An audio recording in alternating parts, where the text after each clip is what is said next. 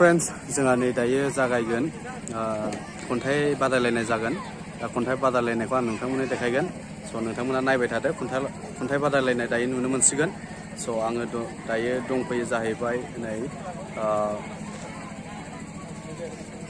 खन्थाइ आवरायनाय फुंगा 13थि बोसोरारि जथुम्मा नर्थ धेकियाजुलि आन्सलिकनि स' बेयावहाय दंफैयो आङो स' नोंथांमोना नायदो दायो खन्थाइ आवरायलायनायखौ खन्थाइ बादायलायनायखौ दायो नुनो मोनगोन स' आं नोंथांमोननो देखायगोन स' स्टे टिउन बेखिनिखौ बुंदों एसे जाहाथे फरायसाफ्रा मोनफ्रोमबो बे डिसिप्लिनखौ फल' खालामनानै खन्थाइ आवरायनाय आयदाखौ बाहागो लागोन बेखौ आं बुंबाय लोगोसे जोबनायाव आसा खालामबाय आरो साबायखर बावबाय फरायसा फरायसुलिफोरा लोगोसे जोंनि बे आन्सलिकनि साफ्रोम बिबान लानानै खामानि मावनाय बे फुंनिफ्रायनो गोबां हाबाफारि जालांबाय बै आंनि फरायाव खन्थाइ आवरायनाय बे बेखेवनायखौ आङो बेयावनो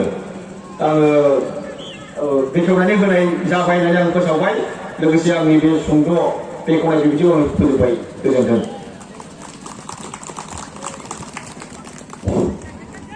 जोबोद साबायखर थाबाय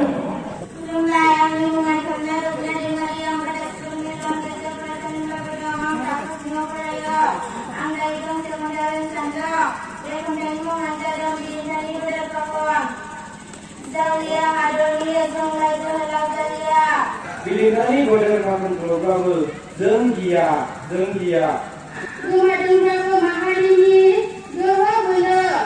गेलेनायफोर सानसे समाव खामानि नेरसोना दाबोनो दंथारो मिथिंगानि रैरुब गुवार बिखा सायाव जोंनि बिखा बिथोराव अनजिमा गैयि जायखौ सिमां नुजाथिबाय हारिनि थाखाय बिलिनायनि बोदोर खाखोमखौब्लाबो गोसोआव बेयाव सानबाय गासैखौ गारगोन मोजांखौ लागोन धोरोमखौ अरायबो सिगाङाव लानानै बुखारगोन फोजागोन जोंलाय जांख्रिखांगोन बिलिनायनि गिथाव फाखनखौ जोंलाय नेवसिलांगोन दानगोन सुगोन फुथारगोन गावगोन हारिनि आखुखौ अराय फोथांगोन जोंलाय नागारथारा जोंलाय जोहोलाव जालिया जोंलाय रावखौबो गिया बे खन्थाइनि खन्थाइगिरियानो जादों अरुण कुमार बरगयारी गोजोन्थों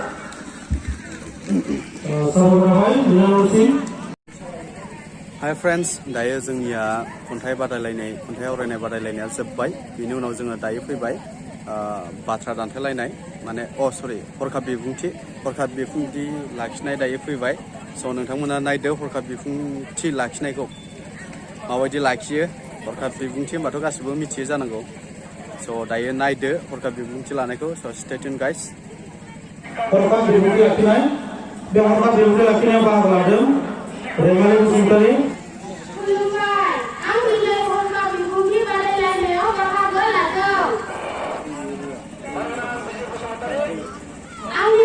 आंनि खाफालाव गोलैदों बिजाबा जाबाय मोनसे सोलोंथाइ बिजाब गैयामोनब्ला जोंनि बे बुहुमा गोग्गो जानाय नङामोन बिजाबनि थाखायनो गोबां सुबुंफोरा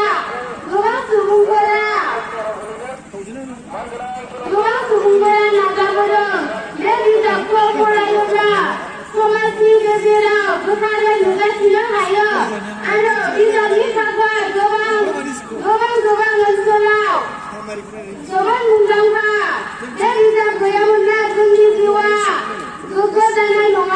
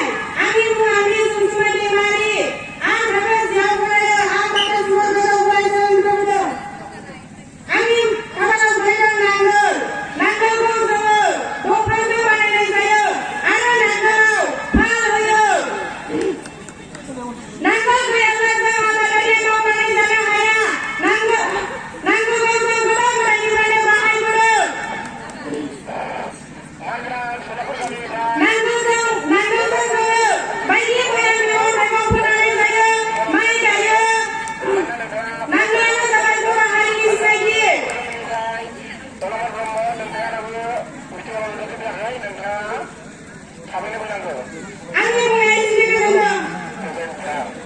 आंनि बाहागोआव गोग्लैदों सिफुं। सिफुङा जादों बर' हारिनि मोनसे गेदेर सिनायथि महर दामजु। सिफुङाव गासै मोन 5 गुदुं थायो। सिफुंखौ जोंनि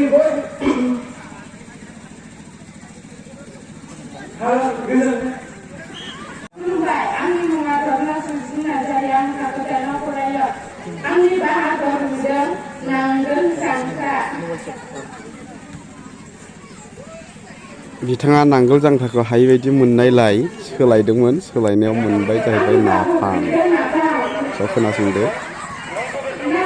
नाफामा जाबाय बर'फोरनि मोनसे सायख'जानाय ओंख्रि।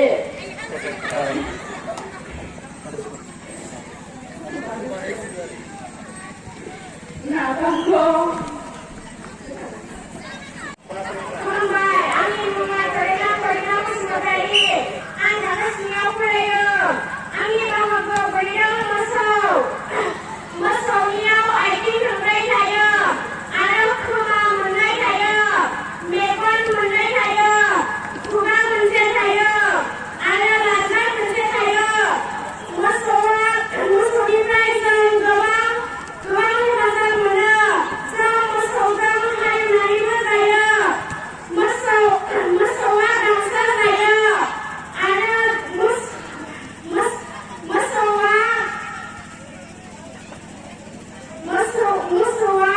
मोसौआ जोंनि थाखाय गोनांथार। मोसौआ जोंनो गाइखेरखौ होयो। आंनि बिबुंथिया एसेनोसै, गोजोनथों। खुलुमबाय, आंनि मुङा मुसुर दैमारि, आं थाखो 9 फरायो। आङो बाथाय स्कुलनि बेरेखारिनिफ्राय फैदों। आं दायो बिबुंथि बादायलायनायाव बाहागो लादों। आंनि बाहागोआव गोग्लैदों खलम। खलमा जाबाय रोखोमसे हारिनि थुंग्रि। बे जाहैबाय, बेखौ बांसिनानो फोरोंगिरिनि बिथोनाव नुनो मोनो। फावथेनजों गोबां रोखोमनि बायदि रोखोमनि सल'मा बायदि लिरनानै हारिनि माखासे जालांनाय जाथायफोरखौबो लिरनानै दोननो हायो। खलमानो जाबाय रोखोमसे दावहानि थुंग्रि। खलमजों बायदि रोखोमनि खामानि मावनो हायो। खलमानो मानसिखौ गिदिर गोलाव खालामो। खलमनि हेफाजाबैनो मानसिया गिदिर गोलाव जायो। खलमजों लिरनानैनो मानसिया उन्दैनिफ्राय लानानै गावनि जिउ जोबजासिम गावनि रेबगन हिसाबै खलमखौ आंगो हिसाबै मोनसे रेबथुम लिरनानै गालांनो हायो। खलमजों खलमानो जाहैबाय बयनिख्रुइबो देरसिन थुंग्रि। बेजों रावबो दावहा नांनो हाया। दावहा नांनो नागिरबाबो मोनसे जाथायनि थाखाय थुंग्रिखौ बाहायनो हागौ, नाथाय मोनसे आयेन एबा मोनसे हारिनि जाथायफोरनि थाखाय बेजों दावहा नांखागोन। बेनिखायनो खलमानो जाहैबाय बर'नि एबा हारिनि बयनिबो नागारनो हायै एबा गावनि आंगो खलम। बेखौ मानसिया बयबो गावनि आंगो होननानै सानो। खलमनि थाखायनो मानसिया बयनिख्रुइबो जौसिन एबा मुलुगनि मुंदांखासिन जानो हायो। खलमनि हेफाजाबै मानसिया बयनिख्रुइबो साबसिन हामसिन एबा गावनि मुंखौ मुंदांखायै लाखिनो हायो। आंनि बुंनाया एसेनोसै।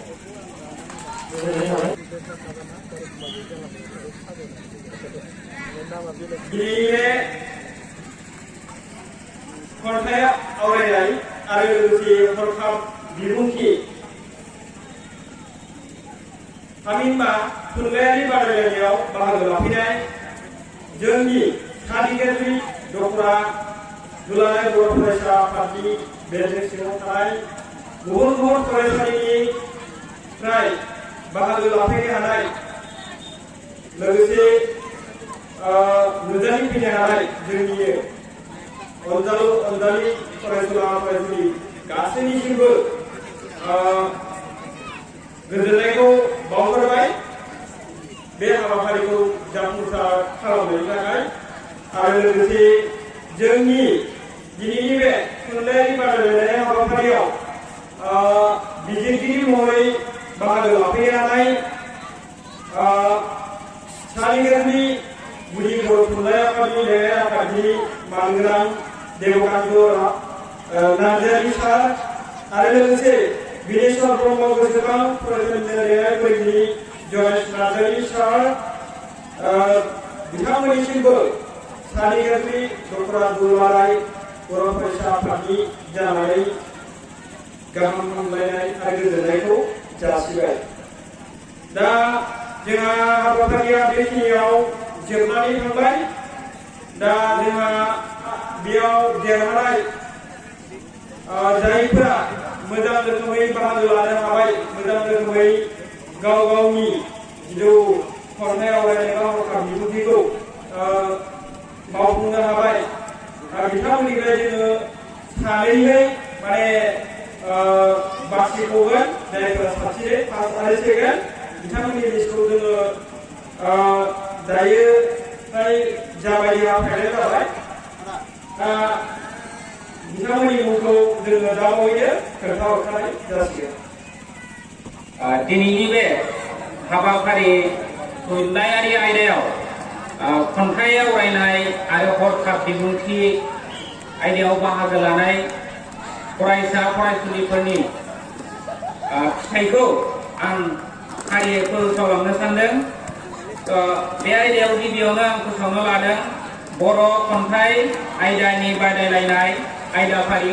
बे आयदाफारियाव सानै बाहागो लागिरिया सेथि मासियाव उथ्रिसारनो हादों। बे उथ्रिसारनो हानाय फरायसाफोरनि मुंखौ आं फारियै फोसावना होनो लाबाय। सेथियावनो दङ रैमालि बसुमतारी, थाखो 9, बातासिपुर मिलन गेजेर फरायसालि। बियो मोननो हादों गासै 40 नाम्बारनि मादाव 23। सेम एखे नम्बरखौनो मोननो हाबावदों मंगल सिंह दैमारी, UN एकाडेमी बातासिपुर थाखो 9। बेबो मोननो हादों गासै नम्बरनि मादाव 23। आरो बे आयदाफारियावनो आङो नैथि थाखोआव उथ्रिसारनो हानाय फरायसा फरायसुलिफोरनि मुंखौ फारिना होनो सानदों। नैथियाव देरहासारनो हादों करिना बसुमतारी,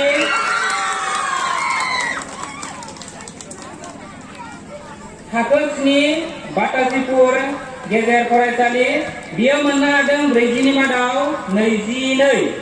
आरो बे नैथि खोन्दोआवनो उथ्रिसारनो हाबावदों खनायसि बसुमतारी, थाखो 8 बातासिपुर गेजेर मिलन फरायसालि। बेबो मोननो हादों गासै 40 नि मादाव 22। बिनि उनाव आं फैबावनो सानदों हरखाब बिबुंथिनि आयदाफारि। हरखाब बिबुंथिनि आयदाफारियावबो सेथि मासियाव उथ्रिसारनो हादों मंगल सिंह दैमारी, थाखो 9 UN एकाडेमी। बियो गासै 40 नाम्बारनि मादाव मोननो हादों 27।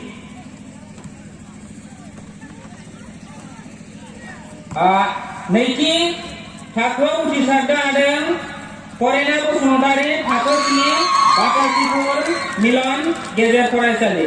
बियो 40 नि मादाव मोननो हादों गासै 25 नाम्बार। बेखिनियासै गासै दिनैनि बे हाबाफारियाव बाहागो लानानै देरहासारनो हानाय फरायसा फरायसुलिफोरनि मुङा। गोजोन्थों।